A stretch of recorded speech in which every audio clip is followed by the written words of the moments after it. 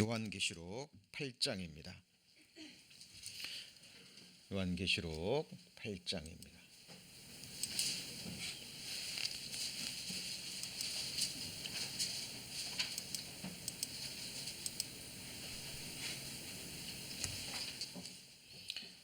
요한계시록 8장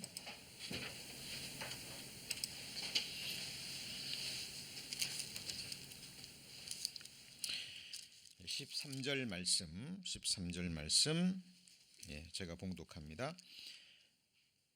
내가 또 보고 들으니 공중에 날아가는 독수리가 큰 소리로 이르되 땅에 거하는 자들에게 화가 있으리로다.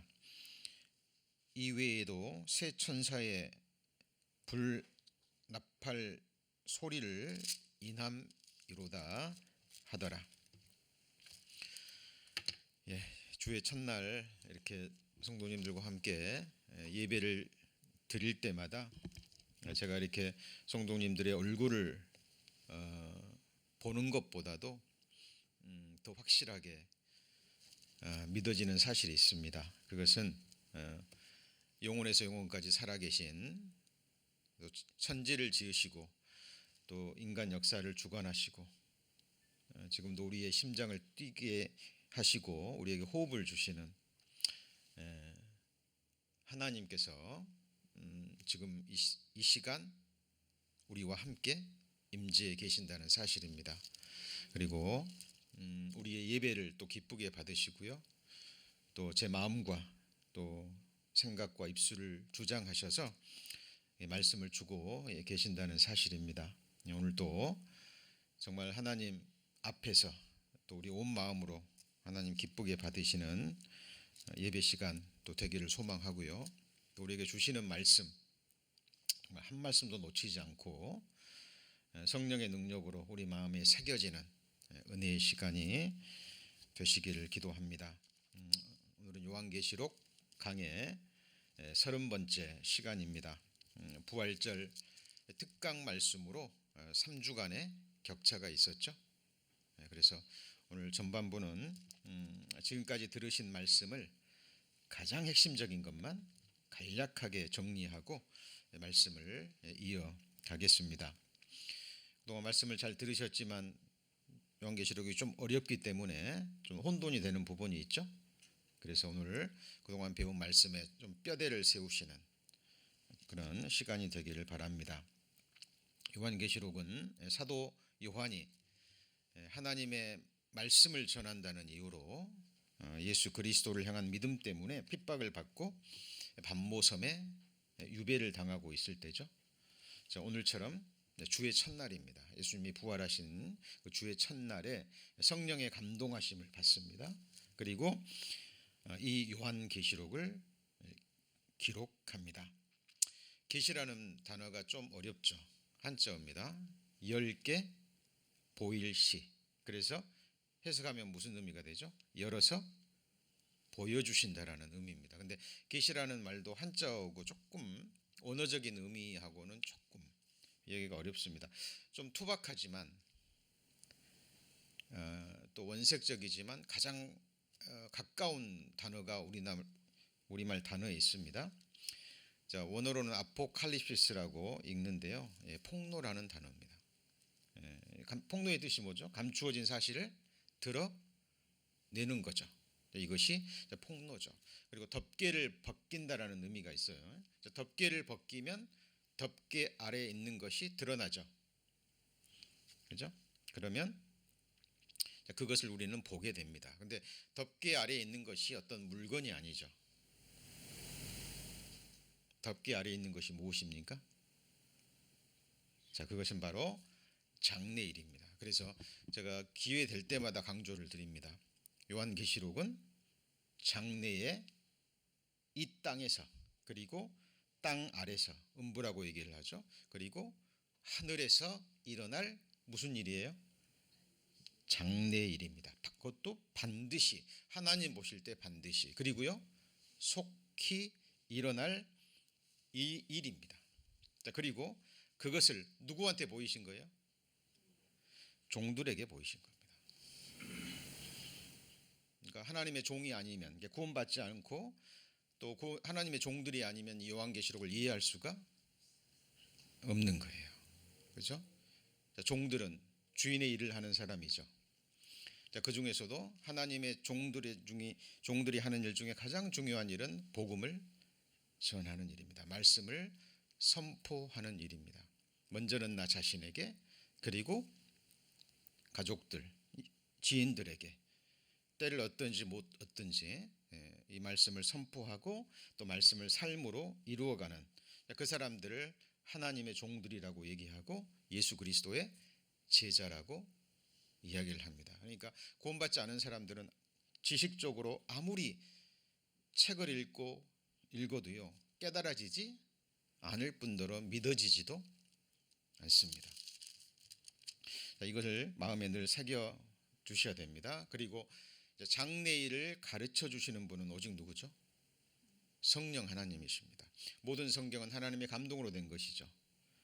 그죠? 모든 예언은 사람의 뜻으로 낸 것이 아니라 하나님의 사람들이, 성령의 감동하심을 입은 하나님의 사람들이 하나님께 받아 기록한 거죠. 요한계시록은 사도 요한이 마음대로 지은 게 아니죠. 하나님이 보여주시고 또 주신 말씀을 받아서 그대로 기록한 거예요. 그리고 이것은 바로 다른 곳이 아닙니다. 우리 성도님들이 두 발을 붙이고 있는 현실이라는 바로 이 세상에서 일어날 장래 일이라는 거예요. 이것을 마음에 두시고 한 말씀 배우셔야 됩니다. 그리고 성령이 오시면 여기 보면 내 신을, 성령이죠, 만민에게 부어주리니 너희 자녀들이 뭘 얘기를 해요? 장래일을 말할 것이며 너희 늙은이는 뭘 하죠? 꿈을 꿉니다. 이 꿈을 꾼다는 게 일장춘몽의 꿈이 아니에요. 그러니까 이 요한계시록을 우리가 정말 배웠다면, 그리고 우리가 하나님의 구원받은 자녀들이고 하나님의 종들이라면 이 말씀을 배운 결과로 드러나야 될 것이 뭐죠? 우리는 장래일을 말할 수 있어야 됩니다. 예견할 수 있어야 되고, 그리고 꿈을 꿀 수 있어야 돼요. 이 꿈이 뭐냐면 하나님이 보시는 이상세계에 대한 소망입니다. 우리 성도님들, 이 땅의 삶이 만족스러우십니까?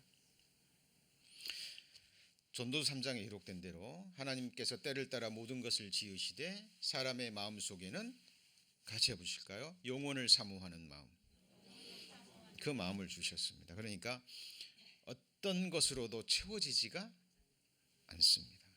이 세상 재물, 권세, 쾌락, 즐거움 안 됩니다. 오직 전지전능하신 하나님만이 이 영혼을 사모하는 마음. 우리가 육체로는 정말 티끌만한 존재지만 하나님이 지으신 이 영혼 속에 우주와는 비교할 수 없는 영원한 허공이 있는 거예요. 이거는 하나님만이 채워줄 수 있는 겁니다. 하나님은 지금 그 세상을 예비해 놓으시고 우리를 그곳으로 초대하고 계십니다. 그리고 이 세상에 일어날 일들, 이 땅에서 살아있는 동안 하나님을 찾지 않고 구하지 않고 예수 그리스도의 십자가의 복음을 통해서 구원받지 않은 이 세상에 속한 자들, 이 땅에 거하는 자들에게 결국 어떤 재앙이 내려질 것인지, 그리고 하나님의 재앙은 이 세상에서 끝나지 않죠.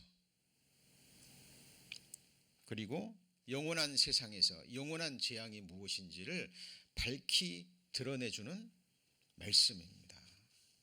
그래서 이거를 지식적으로 받으시면 안 되고요, 정말 살아계신 하나님의 말씀으로 받고 정말 이 말씀이 나와 무슨 관계가 있는지 깨닫고 나아가는 우리 성도님들이 되시기를 소망합니다. 자, 우리 첫 번째, 인을 떼실 때 뭐가 나오죠? 흰 말이 나옵니다. 자, 여기 요한계시록 1장을 다시 한번 펴봅니다. 이 첫째인이 띄어지기까지 잠깐 정리를 하고 자 넘어갑니다. 요한계시록 1장은 아까 좀 배우셨죠? 1장 1절에 예수 그리스도의 뭐라고요? 계시라. 이는 하나님이 그에게 주사 반드시 속히 될 일을 그 종들에게 보이시려고 기록한 거죠.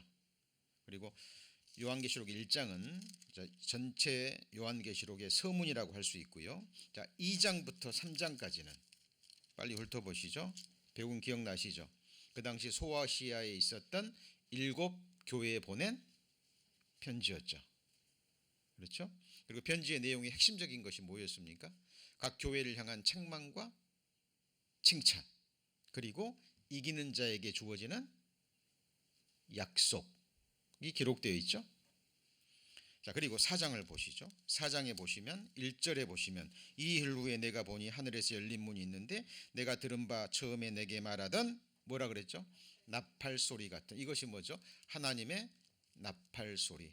사도 교회가 하나님의 나팔 소리로 들림받는 모습을 지금 사도 요한이 나팔 소리를 듣고 자, 하늘에 올라가서 지금 하나님이 보여주신 것들 보여주는 그것으로 말씀이 기록되어 있습니다. 그리고 하늘에 올라가서 사도 요한이 목격한 것이 무엇이었습니까?